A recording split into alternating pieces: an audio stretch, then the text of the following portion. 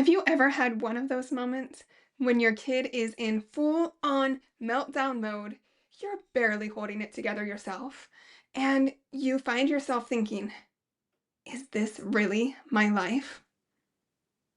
Hi, I'm Emily Hamblin, podcast host of the Enlightening Motherhood podcast and parent coach for neurodivergent families. As a mom of four, ages 4 to 14, I absolutely understand what it's like to feel like you are in the absolute trenches of survival mode. I also know you don't have to stay there. Today, I'm getting raw and real as I share with you an experience that I had that changed everything. I'm also sharing my biggest takeaway and what it can mean for you and your family. Can't wait to dive in. Let's go. It was one of those foggy mornings where everything felt heavy. I could hear the wind rustling against the windows as I knelt on the cold, white linoleum floor of the rental home that we lived in at the time. I was begging my son, for what felt like the seventh time, to please get his shoes on. His preschool ride would be there any moment to pick him up, and yet it was like in his world I didn't even exist. He just stood there by our shoebox, rolling his little toy truck back and forth, fascinated with how the wheels turned. Dinner the night before had been cold cereal, again. My toddler had been up before sunrise, and I was already counting down the hours before bedtime. I felt like I had tried everything with this child. Sticker charts, timeouts. I even called our state's 0 to 5 hotline to try to get some help. I met with teachers. I tried asking every single adult and parent that I could think of for how I could actually parent this kid.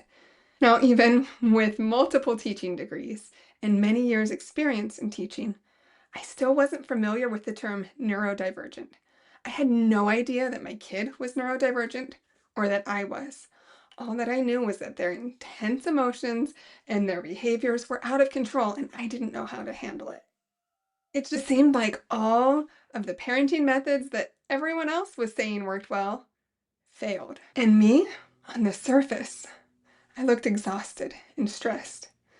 But if you really dug deep, I was so worried. Worried about how I would get through the day, and worried about what the future would mean. If I couldn't help my kid regulate their emotions when they're young, what's it going to mean for the future? If I couldn't hold it together as a mom, what would it mean for our family? Sure, I'd hold it together on the outside. I'd try to put on a happy face and get through my days. But inside, I was unraveling. And sometimes I'd hold it together until I couldn't, and I would just explode at my kids in a rage of fury. Or maybe I'd wait until my husband walked through the door after work, and I would release everything on him. On some of the harder, darker days, I would turn all of my own stress and fear and anxieties inward, and I would explode at myself. My inner critic had a heyday and would really run the show. I knew what I wanted. I wanted less battles with my child. I wanted more connection. I wanted to help them learn to handle their big emotions without exploding. And I wanted to learn to handle my kids' big emotions without exploding too. I wanted my children to feel safe and loved. I wanted a home environment where you could feel the love as soon as you walked through the door that I had for my children and my entire family. I wanted more tools to help myself stay calm and to build more resilience in my children. And especially, I wanted realistic strategies that actually worked. As a busy family with 4 children, several neurospicy ones, and my own neurodivergence to deal with, it felt like all of those neurotypical tools and cookie cutter strategies just didn't seem to work. I needed something practical for our unique family. And I realized we weren't just in survival mode as a season, but it had become a way of life. It all came to a head as I was kneeling on that cold, white linoleum floor with my son's Velcro shoes, waving them in front of his face, trying to get him to put them on. I tried for what felt like the 8th time. Please, Put your shoes on now. My son finally acknowledged me by turning at me and screaming. My child began an intense, furious meltdown. How did I respond? Well, I got up to my sweet boy's face, inches away from his nose, and I screamed so loud and so ferociously. My child stopped screaming, and they began crying instead because they were terrified of their own mother. I had terrified my own child into freeze mode. At that point in time, of course, the preschool ride pulls up, my child crying, me crying. I open the door, give the parent the shoes, rush my kid out the door, close the door, go to my bed, lay down, and I sobbed. I realized that I had an important decision to make. I could keep going down the road that I was on and keep having the same results.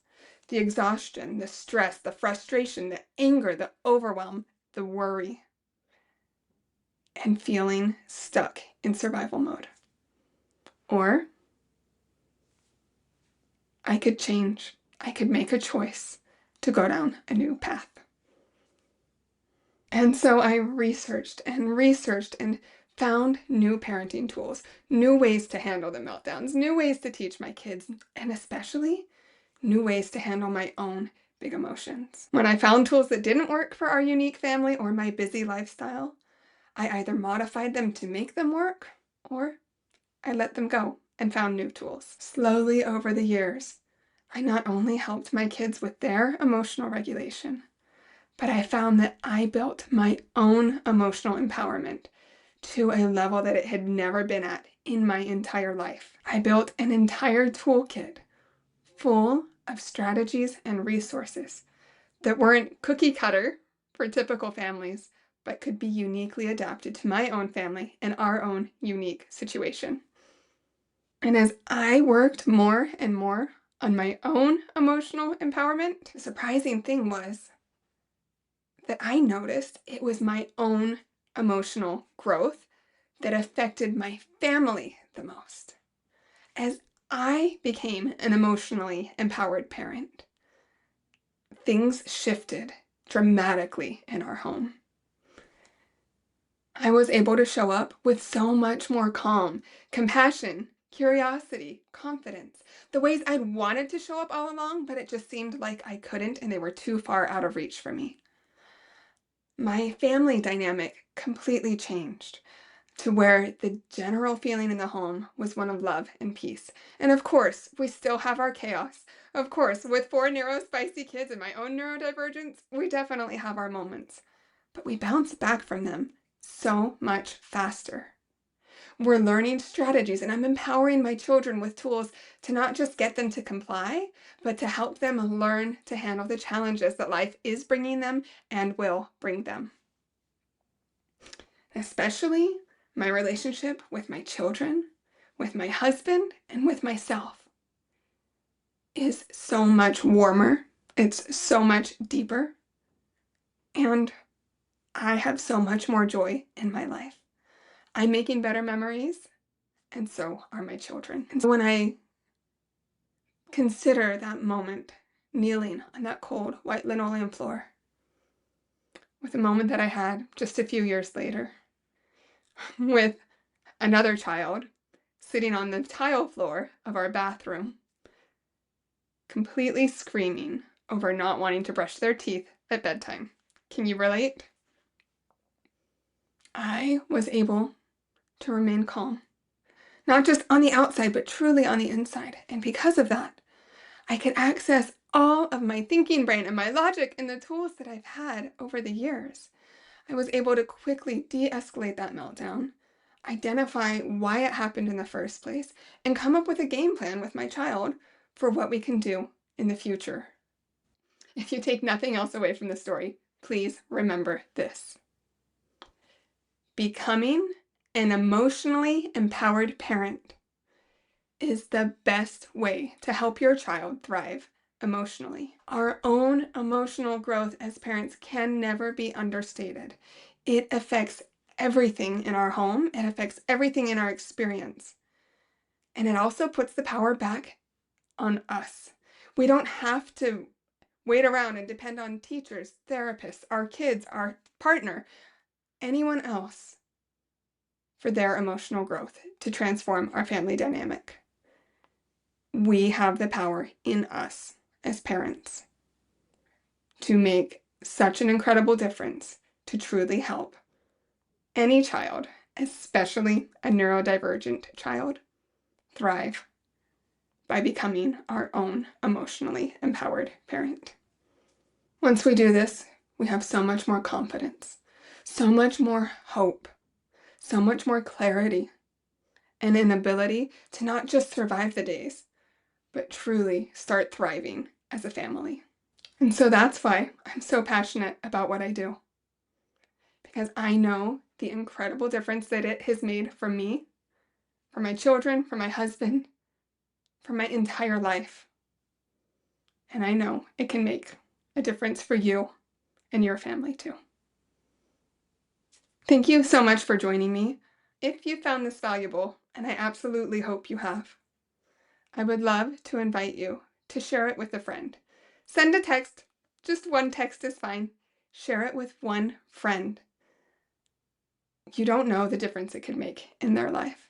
I know for me, whenever I receive a text from a friend with a link to a YouTube video or a podcast, I feel so cared for. I feel so grateful that they thought of me and that they would share something that was valuable to them with me. So please share this with a friend. And if you'd like to learn more about the services that I offer, if you'd like a free resource to get on my email list, you can grab your free conflict resolution cards for kids at emily-hamblin.com.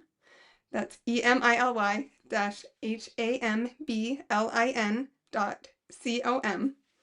You can also join our Neurodivergent Survival Kit waitlist so you can get and stay out of survival mode while helping your neurodivergent child or children learn emotional regulation.